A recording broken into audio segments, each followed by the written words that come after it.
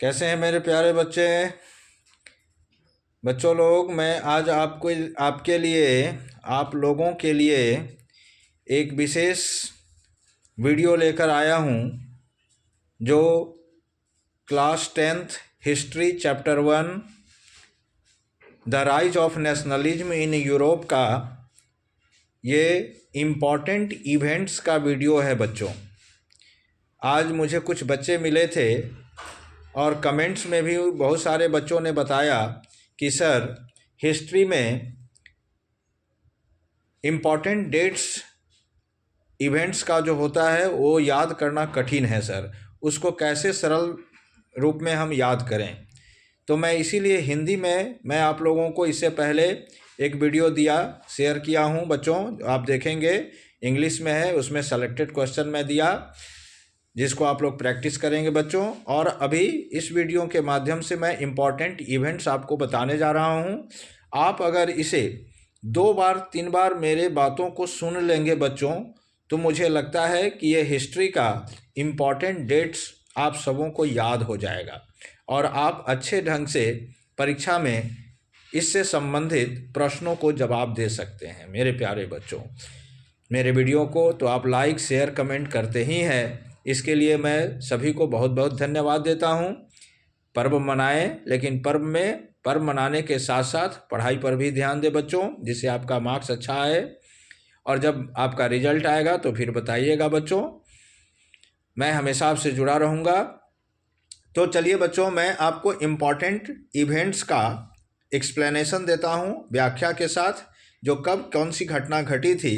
The rise of nationalism in Europe, class 10th history chapter 1 the rise of nationalism in Europe. तो बच्चों, पहला जो date है इसमें इम्पॉर्टेंट डेट वो है 1707। इसमें एक्ट ऑफ यूनियन, मतलब इसका ये हुआ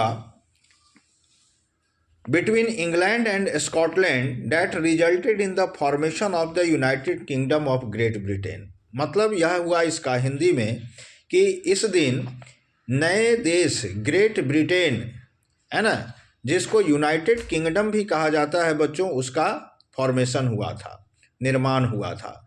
ये कब हुआ? 1707 को। दूसरा डेट है 1789। ये भी महत्वपूर्ण है। द फ्रेंच रिवॉल्यूशन अकर्ड, जैसा कि आपको मालूम होगा, यानी फ्रांस की क्रांति इसी दिन हुई थी 1789 को, 1789। थर्ड डे है 1797। इस दिन नेपोलियन जो है वह इटली पर आक्रमण किया था। नेपोलियनिक वार इसकी शुरुआत हुई थी, है ना। इसके बाद है 1801। इसमें Ireland was forcibly incorporated into the United kingdom.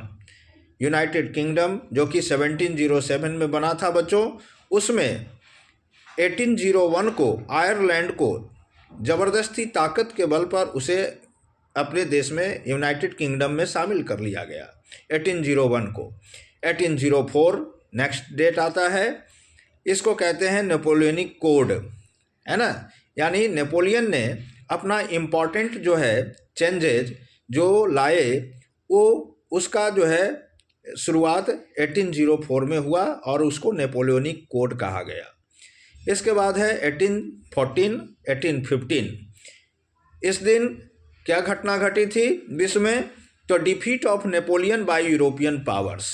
European power जिसमें कुछ खास शक्तिशाली देश थे, जिसमें Britain, Prussia, Russia and Austria, ये 4 देशों ने मिलकर नेपोलियन को पराजित किया था।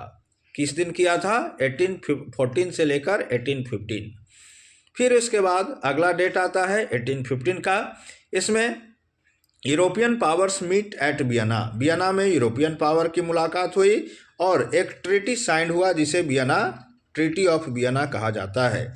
इसके बाद 1815 है, conservative regimes were set up on this date. फिर 1821 Greek struggle for independence began, मतलब ग्रीक अपनी आज़ादी की लड़ाई करना शुरू किया इस दिन।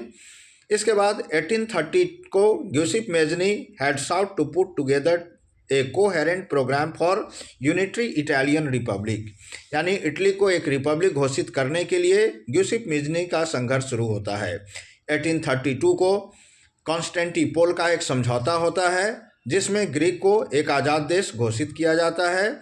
1848 को 831 जो इलेक्टेड रिप्रेजेंटेटिव्स थे वो सभी फ्रैंकफर्ट पार्लियामेंट की तरफ मार्च किए और उन्होंने एक नया संविधान वहां निर्माण किया।